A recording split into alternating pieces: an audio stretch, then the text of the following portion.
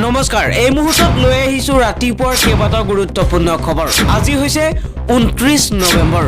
অসমৰ লগতে ভাৰতৰ বিভিন্ন প্ৰান্তৰ পৰা কেইবাটাও গুৰুত্বপূৰ্ণ খবৰ যুগুতোৱা হৈছে আৰু এনে ধৰণৰ খবৰসমূহ নিতৌ চাবৰ কাৰণে চেনেলটো সাবস্ক্ৰাইব কৰি ভিডিঅ'টোত এটা লাইক কৰি দিব এই মুহূৰ্তত জনাব বিচাৰিছো এটা বিশেষ খবৰ 1961 চনতে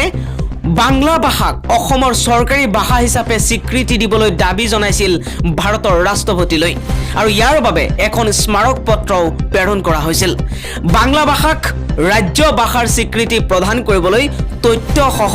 যুক্তি স্মাৰক পত্ৰখনত উল্লেখ কৰা হৈছিল যদিও আজিলৈকে অসমীয়া ভাষাই অসমৰ সৰকাৰি ভাষা হিচাপে ব্যৱহাৰ হৈ আহিছে কিন্তু এই ষড়যন্ত্ৰ কোনে কৰিছিল এই মুহূৰ্তত এতিয়া মই আপোনালোকক জনাই আছো আৰু এই মুহূৰ্তত জনাইছো এই ডাঙৰ খবৰটো যে 1961 চনতে নিখিল আসাম বাংলা ভাষা বাসী সমিতিৰ ফালৰ পৰা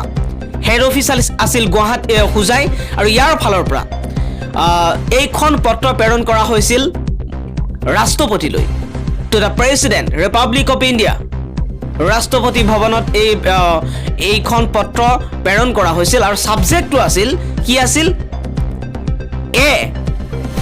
Memorandum under Article 347 of the Constitution of India for recognition of Bengali as an official language of the state of Assam. আৰু এই কথা ইয়াত সম্পূৰ্ণকৈ উল্লেখ কৰা আছিল আৰু অসমত বৰাকবেলিত আৰু লগতে বাংলাভাষী অসমীয়া ভাষীৰ সংখ্যা কিমান তাৰ কথাও কিন্তু উল্লেখ কৰা হৈছিল ৰাষ্ট্ৰপতিলৈ প্ৰেৰণ কৰা এইখন পত্ৰত আৰু এই মুহূৰ্তত দেখুৱাব বিচাৰিছো যে এইখন পত্ৰত ৰাষ্ট্ৰপতিলৈ যিখন পত্ৰ প্ৰেৰণ কৰা হৈছিল এইখন পত্ৰত 6 নম্বৰ পইণ্টত লিখা হৈছিল according to the census figures of 1931 which have never been challenged the number of Bengali speaking people in Assam আৰু সেই সময়ত বেংগলী কোৱা বাংলাভাষী কোৱা সংখ্যা আছিল প্ৰায় 39,60,712 জন and the total number with Assamese as mother tongue was কিমান আছিল 19,92,846 জন তেওঁলোকে এই তথ্য দাঙি ধৰিছিল the tribal language were spoken by মানে ট্ৰাইবেল কোৱা ভাষীৰ সংখ্যা আছিল 12,53,515 জন আৰু ইয়াত ডিটেইলছত দিয়া হৈছে ডিটেইলছ are given below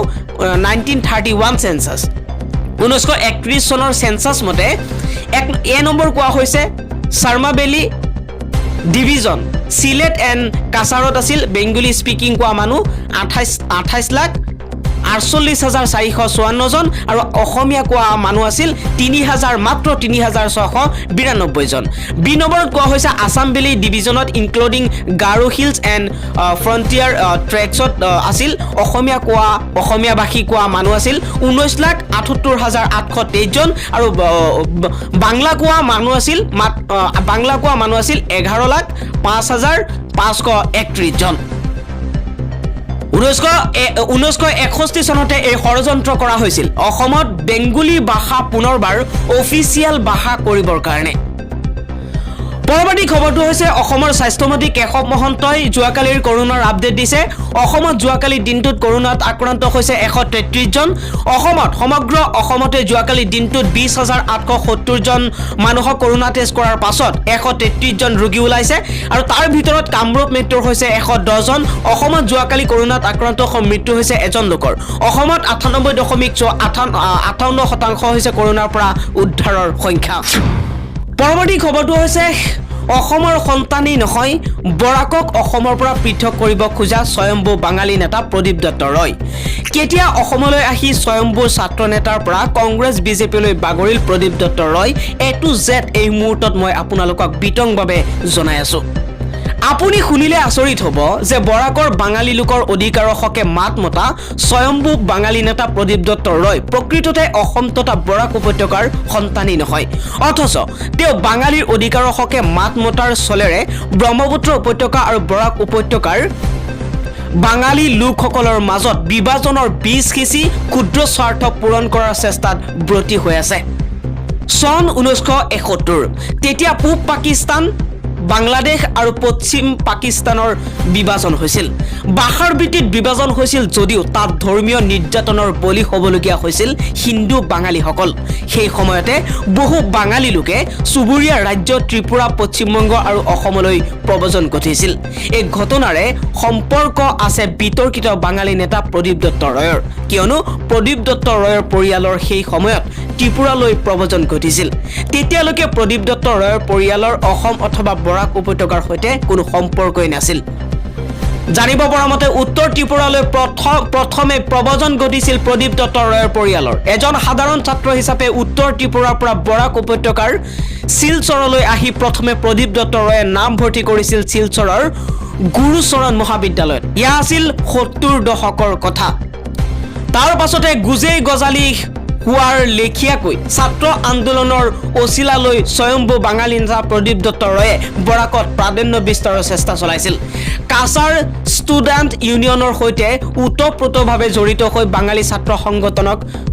পাছলৈ নেতৃত্ব দিছিল ছাত্ৰ সংগঠন কৰি থকাৰ সময়তে তেওঁ বৰাকৰ একাংশ কংগ্ৰেছ নেতাৰ সৈতে গাখীৰ মিঠৈ সম্পৰ্ক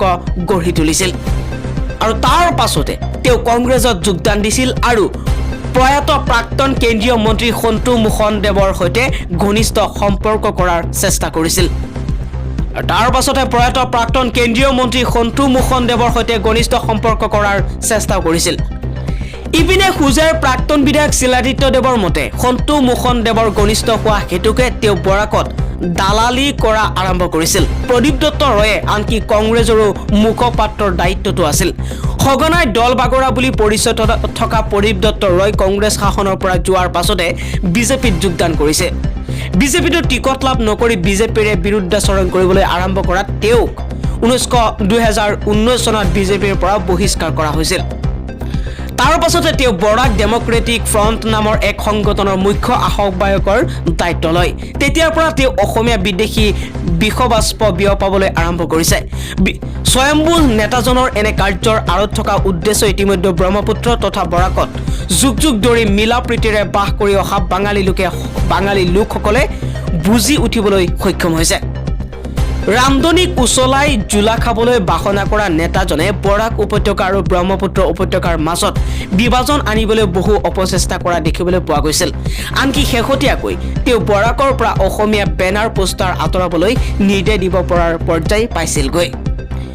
অভিযোগ অনুসৰি তেওঁৰ পৃষ্ঠপোষকতাত BDYF বৰাক ডেমক্ৰেটিক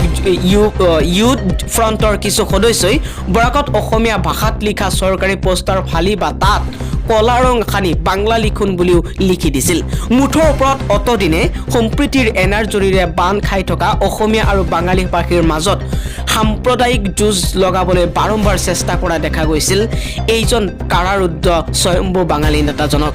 অথচ সেই নেতাজনৰ শিপা অসমৰ বৰাক উপত্যকাত নহয় উত্তৰ ত্ৰিপুৰাতহে আছিল